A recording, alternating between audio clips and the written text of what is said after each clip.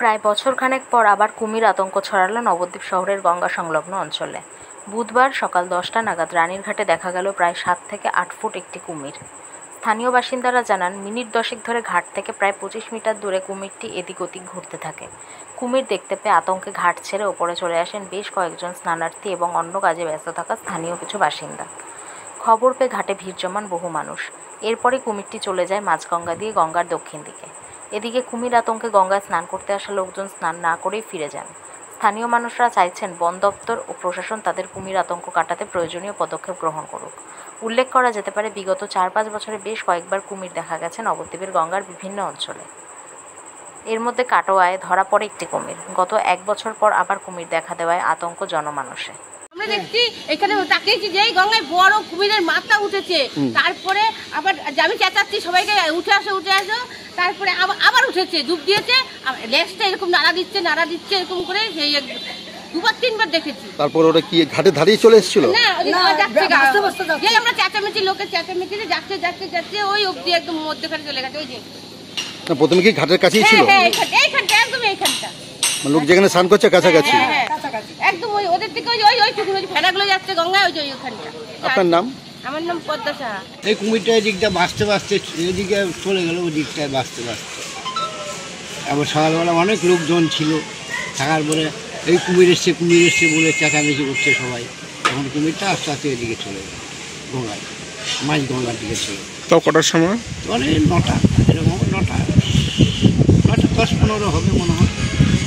তখন তো ঘাটে প্রচুর লোকও ছিল, প্রচুর লোক ছিল না, মানে প্রচুর লোক, মানে এই 15-10 জন স্নান করছিল, আর সবাই দৌড়িয়ে সেইখানে অনেক লোকজন হয়ে গেছে। তখন এই কুমির যাচ্ছে সবাই দেখছি। তখন আমরা এখানটা দাঁড়িয়েছিলাম, এখানে দাঁড়িয়ে দেখলাম, দেখে তো আর কিছু আমাদের কিছু করণীয়, আমরা দেখেই গেছি। বেশি বীজের ওদিকে চলে গেল।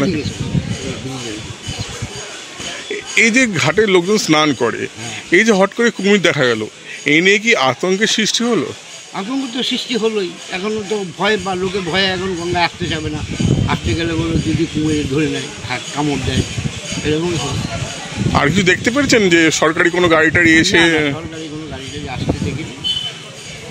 আর মানে ওই আসেও নি। তখন তো লোকজন হইচই করতে লোকজন জানাশোনা হতে পরে লোকজন অনেক আসলো, অনেক আসে। তখন অনেক দূর চলে গেছে, তখন অনেকে দেখতে পাচ্ছে এখান থেকে বাঁচতে যাচ্ছে।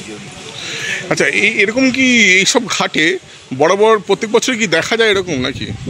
এর আগে শুনেছি, দেখিনি। তবে ফাঁসি তোলার দিকে বলে এসেছিল এর আগে। তো এমন কাছাকাছি আমি কোনোদিন দেখিনি।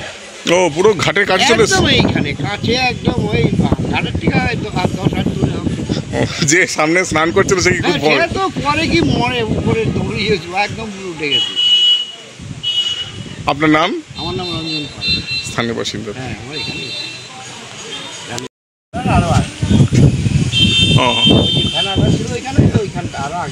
আচ্ছা, মানে একদম ঘাটের কাছে। তার থেকে এই 2-3 হাত দূরে ছিল। হ্যাঁ, তার একদম